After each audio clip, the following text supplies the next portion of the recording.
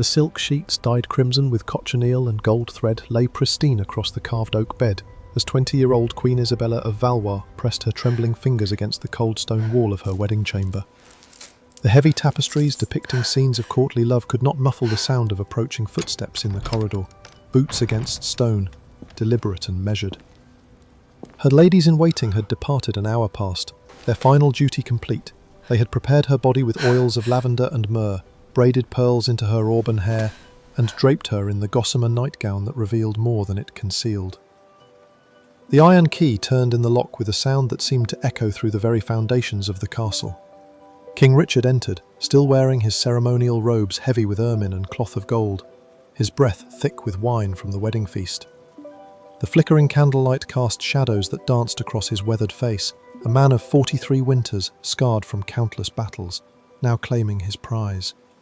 Isabella had known this moment would come since her betrothal was announced on her 16th birthday.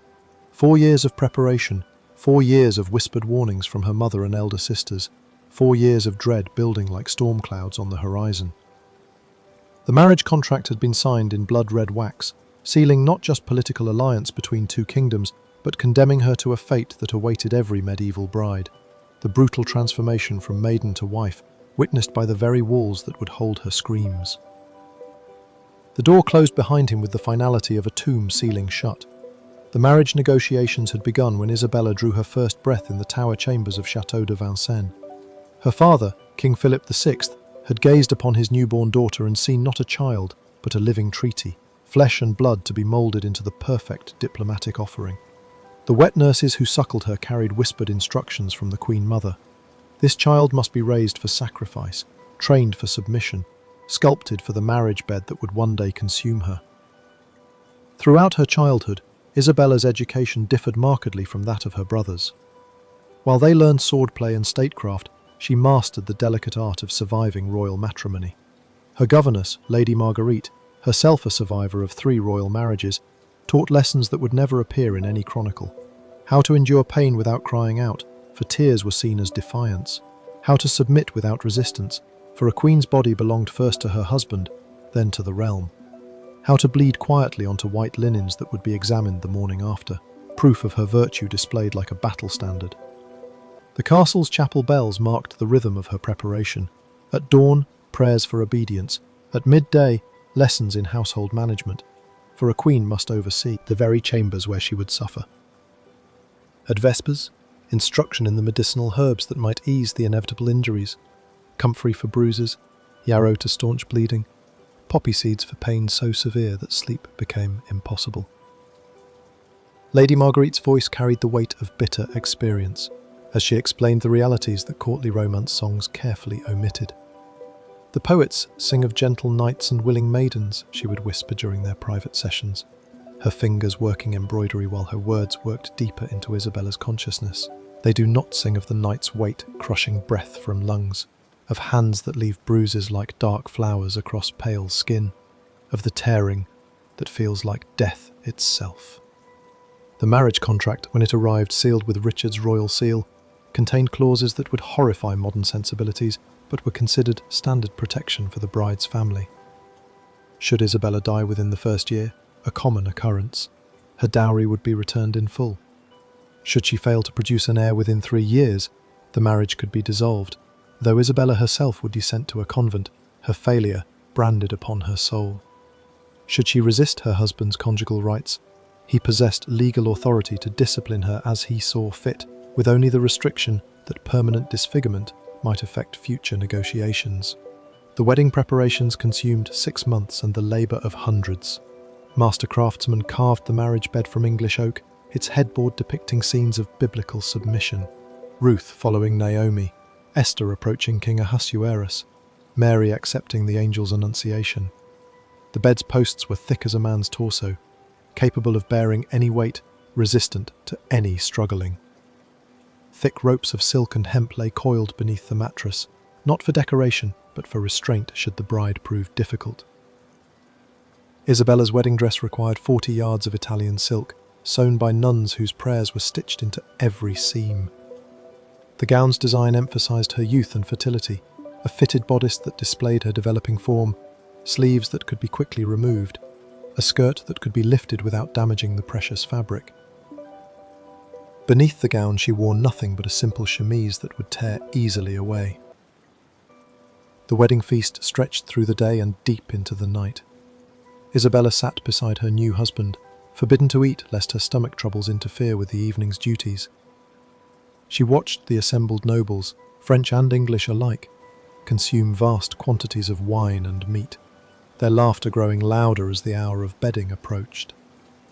The men's eyes lingered on her with knowing smirks, while the women regarded her with mixtures of pity and relief that their own ordeals lay in the past. As the final course was served, sweetmeats shaped like miniature beds, the traditional calls began. To the bedding, to the bedding. The words hammered against Isabella's consciousness like blows from an executioner's axe. She had witnessed other royal beddings, knew what came next: the ceremonial escort to the marriage chamber, the ritual undressing by her ladies, the blessing of the bed by the court chaplain, and then the terrible solitude with her husband. King Richard rose from his chair, wine-flushed and eager, extending his hand toward his bride. The gold band on his finger caught the torchlight, the same ring that would soon tear delicate skin, leave marks that would take weeks to heal. Around them, the wedding guests began to form the traditional procession, musicians striking up the ancient melody that had accompanied countless brides to their doom. The procession wound through the castle's stone corridors like a funeral march, dressed in wedding finery. Isabella's ladies-in-waiting flanked her, their faces masks of practiced serenity that concealed the knowledge burning behind their eyes. Lady Marguerite walked closest, her weathered hand occasionally brushing Isabella's arm, a gesture of comfort that carried the weight of shared understanding. These women had witnessed dozens of royal beddings, had cleaned the aftermath, had held sobbing brides through the nights that followed. What the assembled nobles did not know, what even Isabella herself had only discovered 3 days prior, was that this night's ordeal served a purpose far more sinister than mere consummation. Hidden within the marriage treaty's most obscure clauses lay a provision that chilled even hardened diplomats: the verification of submission. A barbaric practice that had evolved from ancient fertility rituals into something far darker. Lady Marguerite had revealed the truth during Isabella's final preparation. "The bedding ceremony is observed," she whispered, her embroidery needles stabbing through silk with unusual violence. "Not merely completed, but witnessed. The marriage must be consummated before representatives of both kingdoms, to ensure..." Her voice faltered, age and horror stealing her words. "To ensure complete dominance is established." The bride's screams serve as proof of virtue intact, her tears as evidence of proper submission. The secret had been carefully guarded for generations, known only to the highest ranks of nobility and their most trusted servants. Behind the carved screen in the marriage chamber's corner, witnesses would observe in darkness: the English Chancellor, the French Ambassador, and the papal legate whose presence sanctified even the most unholy acts. Their purpose was not merely diplomatic but deeply practical, to record every detail that might later serve as evidence in matters of inheritance, annulment, or political alliance. The practice had begun centuries earlier, during the reign of William the Conqueror, when marriage beds doubled as battlefields for kingdom-changing alliances. Too many royal marriages had been later disputed, with brides claiming non-consummation to escape political inconvenience. The solution devised by medieval minds was elegant in its cruelty: force consummation under witness, making denial impossible and resistance futile. Isabella had discovered additional horrors through her own investigation. 3 nights past, unable to sleep for terror, she had crept to the castle's archives and found the marriage records of previous queens. The documents, written in Latin that she barely comprehended, contained clinical descriptions that haunted her dreams. Margaret of Anjou, subdued after considerable resistance, requiring restraint, verification complete. Eleanor of Aquitaine, compliance achieved through application of discipline, witnesses satisfied. Catherine of Valois, initial refusal overcome, documentation comprehensive. The most chilling discovery lay in a leather-bound journal hidden beneath official records, the private observations of Father Benedict, who had served as witness to royal beddings for 27 years. His handwriting, shaky with age and drink, revealed details that official chronicles omitted. The young Queen of Castile wept without sound for 6 hours following the verification, he had written. Her injuries required the attention of 3 physicians. The king expressed satisfaction with her eventual submission. Another entry, dated barely 2 years past, described the bedding of Princess Marguerite of Navarre. Resistance proved considerable. His Majesty required assistance from 2 guards to achieve proper positioning for witnesses. The bride's recovery took 13 days. Marriage deemed successfully established. These women had not simply endured wedding night intimacies. They had survived orchestrated violations designed to break their spirits and establish absolute male dominance. The witnesses observed not from prurient interest, but from cold political calculation, ensuring that future queens would never dare claim autonomy over their own bodies or challenge their husband's authority. The tradition's most insidious aspect was its generational perpetuation. Mothers who had survived the ordeal prepared their daughters for the same fate, seeing no alternative within the structures that governed their world. Queen mothers who had been broken in marriage beds decades earlier now supervised the breaking of fresh brides, their participation ensuring the cycle's continuance. As the procession reached the marriage chamber's heavy oak doors, Isabella glimpsed the true architecture of her prison. The room had been designed specifically for its purpose. Windows placed too high for escape, walls thick enough to muffle screams, a door that locked from the outside. The bed itself was a monument to subjugation, carved posts that could anchor restraints, a mattress positioned for optimal witness visibility, linens that would display evidence of the night's violence. The court chaplain stepped forward with his blessing bowl, holy water gleaming in the torchlight. His Latin words sounded like a funeral rite, Benedictus qui venit in nomine Domini. Blessed is he who comes in the name of the Lord. The irony was not lost on Isabella. She was being blessed into her own destruction, sanctified for sacrifice upon the altar of political necessity. Behind the carved screen, shadows moved with practiced stealth. The witnesses took their positions, quills and parchment ready to document each stage of her obliteration. They would record her resistance, measure her tears, time her submission.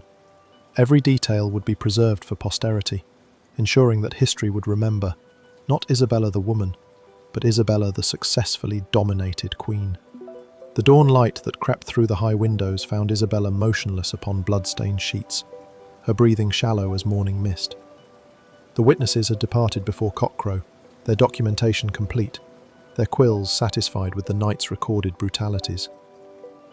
King Richard lay beside her in the heavy sleep of wine and conquest, his snores echoing against stone walls that had absorbed every sound of the preceding hours. The first to enter was Lady Marguerite, carrying a basin of warm water scented with healing herbs. Her weathered face betrayed no surprise at the scene. She had tended too many royal brides in similar states. Working with practiced efficiency, she began the delicate task of cleaning wounds that would never appear in any official record. Isabella's body bore the map of her breaking, finger-shaped bruises across her throat, rope burns at her wrists, tears that would require weeks to heal. "Breathe slowly, child," Lady Marguerite whispered, her voice barely audible. "The worst has passed. You are queen now." The words carried bitter irony. Isabella had gained a crown by losing herself, achieved royal status through complete surrender of personal sovereignty. The transformation was both spiritual and physical. The trembling girl who had entered this chamber no longer existed. The physicians arrived as the castle bells chimed prime, their faces professionally neutral as they examined the new queen. Master Hugh, the court's most experienced healer, worked in silence, applying poultices of comfrey and honey to injuries that spoke of calculated violence rather than passionate consummation. His assistant mixed drafts of poppy and willow bark to ease pain that would otherwise prevent Isabella from performing her immediate queenly duties. By mid-morning, Isabella was propped upright in the blood-soaked bed, receiving the congratulations of visiting nobles who pretended not to notice her condition. Each visitor brought gifts, symbolic of fertility and submission. Ivory combs carved with scenes of dutiful wives, prayer books bound in white leather, rings blessed by bishops for marital harmony. Their forced smiles and practiced words created a surreal theatre of celebration around what had been, in truth, a night of sanctioned torture. The French ambassador arrived bearing official correspondence from Isabella's father. King Philip's letter, dictated but not written in his own hand, expressed satisfaction with reports of the marriage's proper establishment. Between diplomatic pleasantries lay coded phrases that revealed his full knowledge of what his daughter had endured. "We rejoice that our beloved Isabella has embraced her sacred duties with appropriate submission," he wrote. "Her sacrifice serves the greater glory of both our kingdoms." The papal legate's report, dispatched by swift messenger to Rome, contained clinical descriptions that would horrify modern sensibilities, but satisfied medieval expectations. "The royal marriage has been blessed with complete spiritual and physical union," his Latin phrases recorded. "All canonical requirements for valid matrimony have been fulfilled through proper submission of the bride to her lawful husband's authority." Within weeks, the effects of Isabella's ordeal rippled through the royal court like plague through a village. Young noblewomen, witnessing their queen's transformation from vibrant girl to hollow-eyed automaton, began to grasp the reality awaiting their own marriages. Some requested immediate entry to convents, preferring spiritual death to physical violation. Others attempted flight, only to be dragged back by families who valued political alliance above daughters' welfare. Isabella herself adapted with the terrible resilience of the utterly broken. She learned to move carefully to avoid aggravating injuries that never fully healed. She mastered the art of sitting motionless through court ceremonies, her face a mask of regal composure that concealed internal devastation. When required to speak, her voice carried a hollow quality that made listeners unconsciously step backward. The Queen's daily routine became a monument to survival through submission. Each morning, she submitted to examination by physicians who documented her health for potential pregnancy. Each afternoon, she submitted to lessons in household management from ladies who had survived similar ordeals. Each evening, she submitted to her husband's continued assertion of conjugal rights, her resistance worn away like stone under persistent water. The marriage bed, once scene of her destruction, became the centre of court attention as nobles waited for signs of pregnancy that would justify the night's violence. Servants changed the linens daily, searching for evidence of conception that would transform Isabella's suffering into dynastic triumph.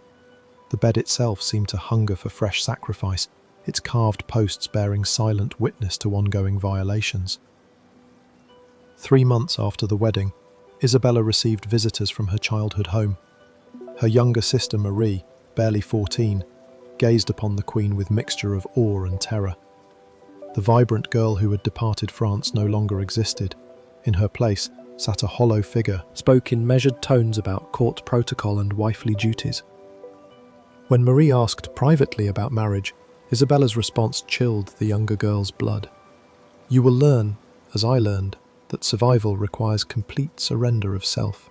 There is no other path for those born to royal beds." The transformation was complete. Isabella of Valois, the laughing child who had once climbed apple trees in royal gardens, had been successfully converted into a vessel for dynastic ambition. Her broken spirit served the political machine that had devoured her innocence, her silenced voice testament to the price of medieval queenship. Years passed like shadows across the stone floors of castles that held too many secrets.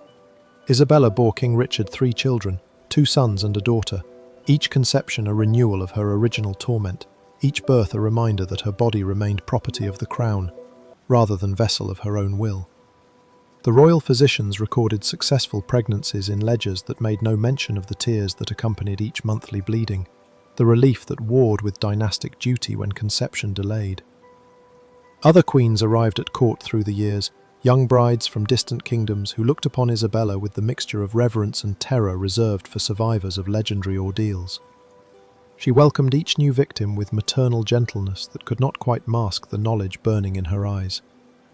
During their private audiences, Isabella spoke in careful phrases that revealed nothing to listening ears, yet conveyed everything to hearts that would soon understand. "The duties of queenship require great fortitude," she would murmur to trembling princesses barely older than her own daughter. "One learns to find strength in unexpected places." Her fingers would trace the carved roses on her throne's armrest, flowers whose thorns had drawn her own blood during countless ceremonies where pain demanded royal composure. The witnesses who had observed her breaking aged and died, taking their detailed records to graves that would never reveal their contents. Father Benedict succumbed to fever after 30 years of documenting royal destructions, his final confession lasting 6 hours as he unburdened decades of sanctified sins. The English Chancellor met his end in a hunting accident that some whispered was divinely ordained justice. The French ambassador retired to a monastery where he spent his remaining years in perpetual penance for unnamed crimes. Yet the tradition persisted, passed down through whispered instructions and coded diplomatic correspondence. New witnesses emerged to replace the dead, younger men whose eyes held the same calculating coldness, whose hands remained steady while recording fresh atrocities. The machinery of medieval marriage ground forward, consuming daughters and producing compliant wives with mechanical efficiency. Isabella's own daughter, Princess Catherine, began receiving marriage proposals on her 12th birthday. The Queen watched court negotiations with the detached horror of a woman observing her own past repeat in miniature. When Catherine asked innocent questions about marriage and motherhood, Isabella's responses carried layers of meaning that the young princess could not yet comprehend. "Marriage transforms us all, my daughter," the Queen would say, her voice carrying inflections that seemed to echo from deep caverns. "We discover strengths we never knew we possessed, endure experiences that shape our very souls." Catherine would nod with the eager innocence of youth, unable to recognize the warning embedded within maternal blessing. The castle's marriage chamber remained unchanged, its carved bed waiting eternally for fresh sacrifice. Servants whispered that Isabella never entered that room after her wedding night, that she crossed herself and quickened her pace when passing its doors. The bloodstains had long since been scrubbed away, replaced by new linens and fresh roses, yet something lingered in the air, a heaviness that made even hardened guards uncomfortable during their watches. As Isabella aged, her beauty fading under the weight of repeated pregnancies and chronic pain, she became a figure of mysterious authority within the court. Younger nobles sought her counsel on matters of statecraft and diplomacy, drawn by her reputation for wisdom that seemed born from suffering. Yet none dared ask direct questions about her transformation from vibrant French princess to hollow-eyed English queen. The official chronicles recorded Queen Isabella's reign in terms of successful treaties, profitable trade agreements, and dynastic stability. Her marriage was deemed exemplary, her submission to royal duty praised by bishops and chroniclers alike. The blood-soaked reality behind these diplomatic successes remained buried in archives that few possessed courage to examine. But in the darkest hours before dawn, when the castle slept and shadows moved like restless spirits through empty corridors, questions lingered in the spaces between stones. How many other Isabellas had sacrificed themselves upon the altar of political necessity? How many royal daughters had learned that their bodies were not their own, that their screams served as proof of successful negotiation? And most haunting of all, in the marriage beds of countless castles across medieval Europe, how many young queens still lay motionless in blood-stained sheets, staring at ceiling stones that would never answer their silent prayers for deliverance from the crowned men who owned their flesh. The tradition continued, witnessed and recorded, sanctified and celebrated, while the women who survived it carried their secrets to graves that would never reveal the true cost of medieval queenship.